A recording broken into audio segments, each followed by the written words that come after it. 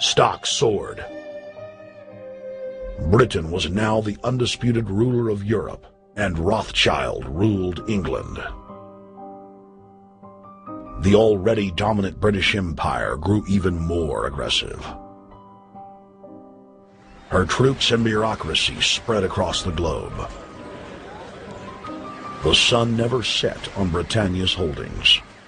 The banking cartel funded, in fact, since about 1800, they have funded both sides of almost every war. And of course, they're getting the interest off of the loans that they've given the various governments and the wars that they have actually helped stimulate and create.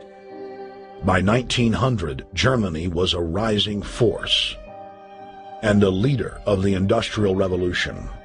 World War I, for instance, there was absolutely no reason to have World War I, except that it was an ideal opportunity for the banking cartel to make a pile of money by funding both sides of that particular war. On June 28, 1914, the heir to the Austrian-Hungarian throne, Archduke Franz Ferdinand, was assassinated while traveling in a motorcade.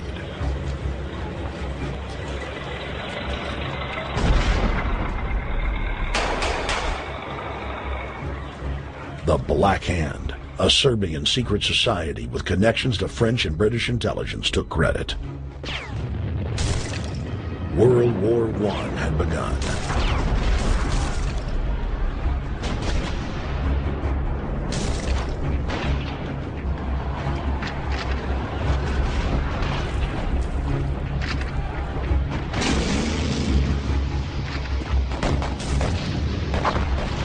Armaments companies financed by Rothschild-controlled banks in Germany, France, England, and Austria bankrolled all the factions.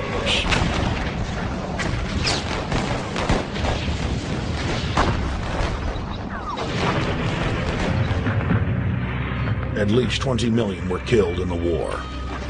It was a conflict so terrible the people vowed to never fight again. They dubbed it the War to End All Wars. Question is, why did they want war? Well, first of all, is money and power. But secondly, they wanted to create the League of Nations. They had this in their plans all along, and as a consequence, once the war was over or about to be over, they began to formulate this idea of a League of Nations, so this would never ever happen again. Hundreds of years of practice made the British experts at hiding their empire behind puppet governments and councils. In the name of stopping all future conflicts, they proposed that countries would join a League of Nations. Their true intention was for the League to serve as a framework for world government. President Woodrow Wilson, who had spearheaded the establishment of the private Federal Reserve System in the United States in 1913, strongly supported the establishment of the League of Nations.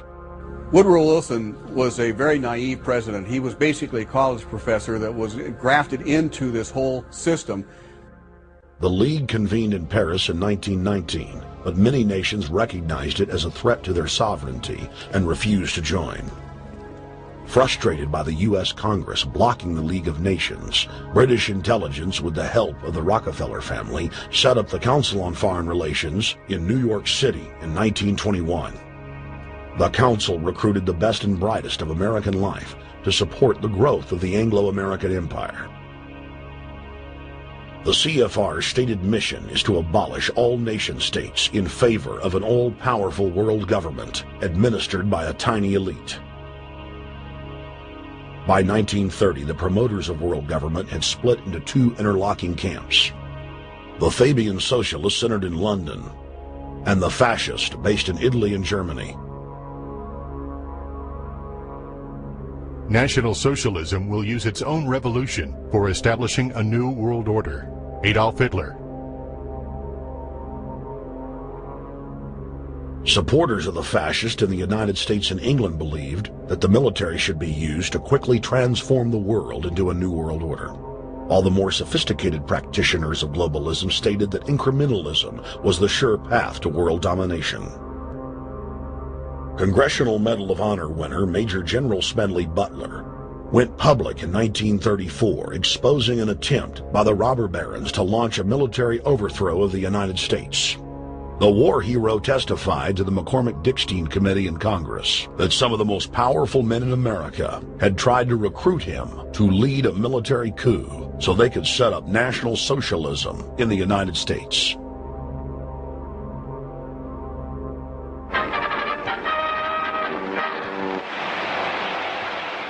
I appeared before the Congressional Committee, the highest representation of the American people, under subpoena to tell what I knew of activities which I believe might lead to an attempt to set up a fascist dictatorship. I was supposed to lead an organization of 500,000 men, which would be able to take over the functions of government. The fascist had also made deep inroads in England. Edward VIII, King of England, was forced to abdicate the throne because of his public support for Hitler.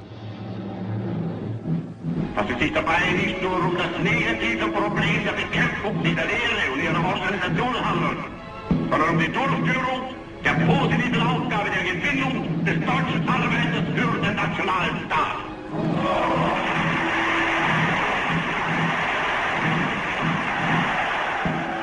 Though the German-led fascist camp was strong, the Fabian Socialist Bloc was able to maintain control of the U.S., Russia, and England.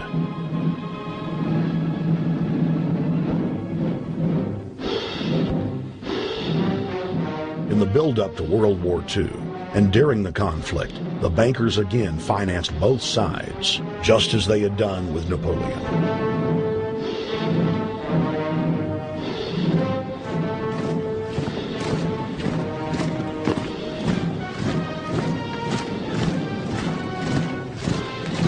With the rise and fall of the Third Reich, Europe lay in ruins.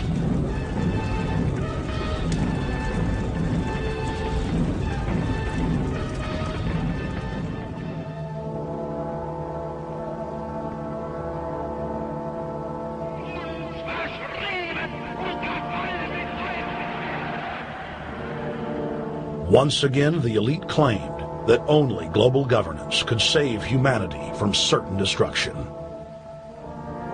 And this time, the elite would succeed in setting up their world body.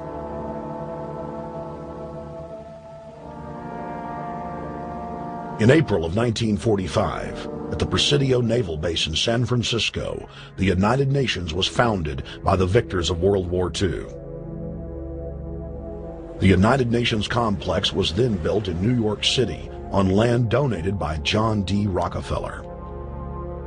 Shortly after the elite established the United Nations as their base in the United States, the newly formed World Council quickly began work on the next phase in their plan, the incremental formation of continental superstates. The first step in their trilateral plan was the creation of the European Union. Unifying Europe had been tried many times and was extremely unpopular. Where Napoleon and Hitler had failed to accomplish their goals using force, the globalists would succeed using stealth. The British spearheaded the formation of the Council of Europe on May 5, 1949. The Treaty of London claimed to only establish trade ties between European nations, like NAFTA or GATT in North America. Its true intention was the formation of a European superstate.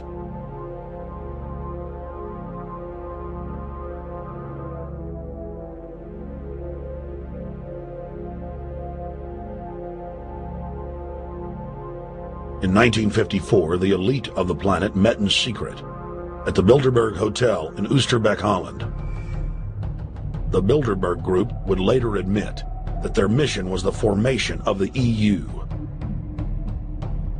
Once the EU was established, under the guise of trade deals, a North American Union and Asian Union would be formed.